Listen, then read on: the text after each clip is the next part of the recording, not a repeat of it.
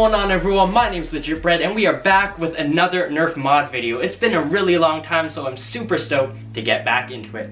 For this video, we got ourselves a 2013 Nerf Rebel Heartbreaker bow. I bought this for really cheap off Craigslist last year, but I didn't really have the chance to work with it. So I'm really happy that I have the chance to do some modifications to it this year. So this blaster's got some pretty mediocre ranges that can be improved, and the girly paint job isn't really for me, but that can also be improved as well. It took me a little while to figure out what type of paint job I wanted to do with this bow, but it really clicked in when I thought of Deadpool. It's topical right now since the new movie just came out, and currently I'm reading the Hawkeye vs. Deadpool comic series that came out in 2014, and I'm really loving the dynamic between those two characters. I just love the fact that Deadpool is constantly pointing out that Hawkeye is just a guy with arrows and a bow. So why not give the Deadpool treatment to this bow? It's like a little crossover or marriage between the two characters.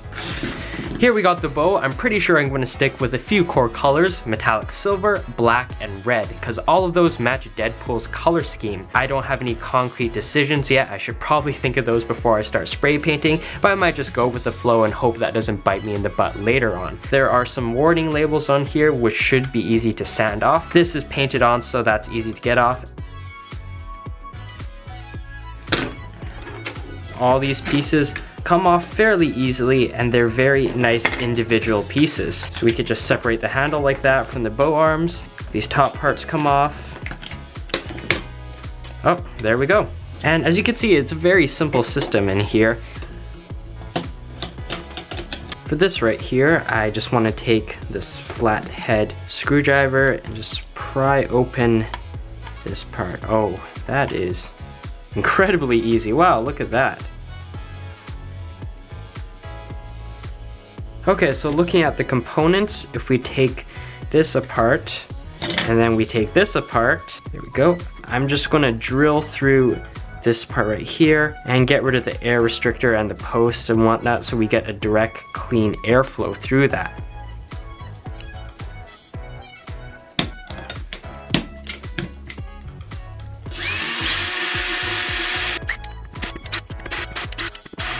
I used a drill to completely drill through all the plastic right here to improve airflow. This right here is where the dart is inserted into, and as you can see, there's a huge air release hole here, so we just want to cover that up with some tape. We could put a dab of hot glue right there to seal that all up. This is just a quick summary of what we've done performance-wise. We separated these two parts from the plunger. We pried the two tabs off like that. We snapped off the dart post that was originally here. We drilled through this hole. We also drilled through this side, and we also had this spring and this dart peg thing that was also inside. We don't need them anymore, so you can just put them aside. And finally, I used some painter's tape and hot glue to cover up that air release hole. Pretty basic stuff.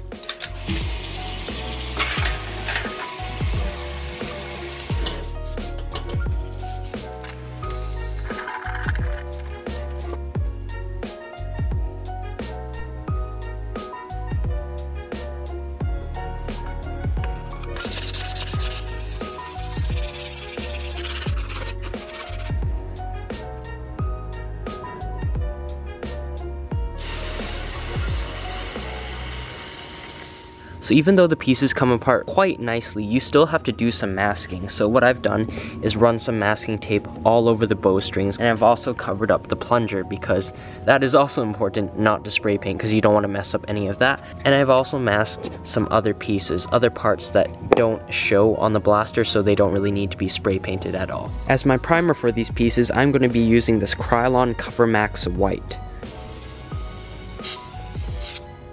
And for these four pieces right here, I'm not going to be using white as the primer. I'm actually going to be using this metallic silver. I'm going to use it as my base coat. I'm going to spray it on, then I'm going to put the red spray paint on top, and then I'm going to try to manually chip away the red paint so the metallic shows to give that weathering effect. No clue if it's going to work, but it's worth a try.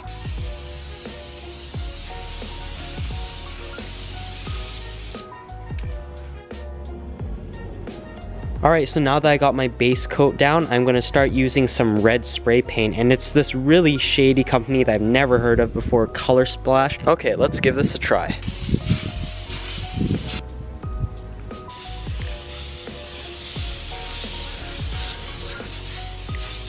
I've masked out this portion right here because I'm probably going to have it silver or red. While I was painting, I actually ran out of this black spray paint, so I had to go to the store and grab myself some more. And this is the same really shady company Color Splash that I did with the red, but so far the red's turning out, so I'm hoping that we'll get the same result with this black. As much as I really like this clean red paint job right now, I think it needs a little bit more flair to it. Deadpool is a flashy, chaotic guy. Even with the Deadpool Chronos, they tried to personalize it with some words and stuff strewn all over the blaster. So I decided to try to make my own stencils, and as I'm working on it, my dad walks in, looks at it, and says, no, that's ugly. So he tries to help me out. He gets me to reprint all the logos and decides to cut the outlines straight from that same printed paper. And now we're going to use those as our stencils.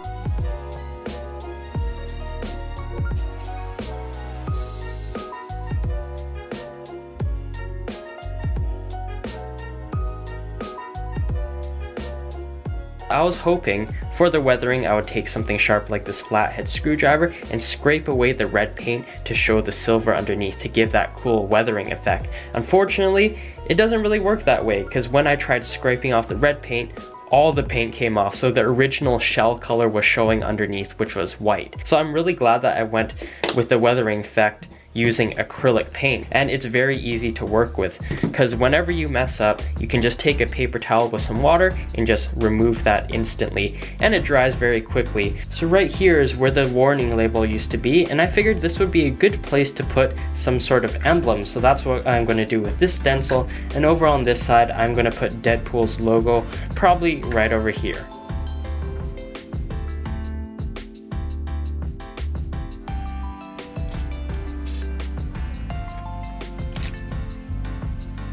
Ooh, not bad at all.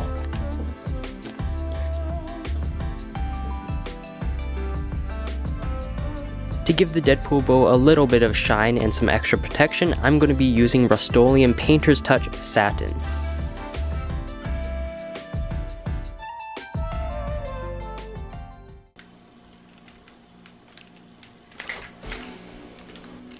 Shout out to Nerf and Nate. Answer this video's question of the day and you might be featured in my next video. Finally, after many long hours of hard work, the Deadpool Nerf Bow is finally complete. I'm really happy with how this paint job turned out, especially with the nice balance between the black and the red, and the silver at the front and at the back. I think the paint job turned out pretty clean except for the places that weren't, because that was my intention, with the silver weathering all throughout the blaster, and I even used some metallic silver to spray some of the edges of the pieces to give that rustic and beat up look. I'm a little disappointed with the handle though, because I really struggled with that. It was really hard for me to mask the silver part from the black part, and because of that there's some leakage between the two colors, but luckily that kind of works in my favor because we're going for that beat up homemade look for Deadpool's bow. The black spray paint I was using, I don't think it's that great for plastics because there is a lot of it just chipping off this blaster even with the clear coat on, so I just have to be aware of that next time I use it. But what I'm really happy about is the stenciling. It's the first time I've done anything like this, and I was super worried the black spray paint would just bleed through the entire paper and ruin everything, but that's not the case. It's very obvious when you see Deadpool's eyes right there, as well as Deadpool's logo from the movie. So now that I know that my stenciling method works, I'm definitely going to try that for my future Nerf projects. And finally, just for fun, I initialed this bow with Deadpool's name, and that's just kind of a nod to what the artwork was like on the Deadpool Chronos box. Performance. Is it better than stock? Yes it is. Is it better than a modded Nerf gun or just even a regular Nerf gun? I don't think so, no. Sometimes I can get darts flying easily over 30 feet and that's a lot of fun, but still sometimes I can get darts just flying 15 or 18 feet. So there's a huge range in between where your darts can land, and that really depends on the type of dart you're using as well as how good of a release you get from these bow arms. Sometimes this stupid handle ends up hitting your wrist or your forearm before it returns to its original position, which really reduces ranges, but when that doesn't happen, you're going to get some darts flying pretty darn far, and that's a lot of fun. In general, when this bow works, it's really enjoyable. It's not very accurate or precise whatsoever, but that's to be expected, and I really like its performance with AccuStrike / AccuFake darts and Elite darts. I can say with confidence this project was a complete success. I'm very satisfied with how the Deadpool bow turned out. So guys, if you also enjoyed it, make sure you leave a like on the video and subscribe for future Nerf content. Also, if you want to check out my other Nerf gun mod videos, you can click the videos on the screen. And if you want to check out my Nerf playlist, you can click the icon in the top right corner. If you want to buy Nerf gear, links are down below in the description. Thanks for watching, and I'll see you all in the next one.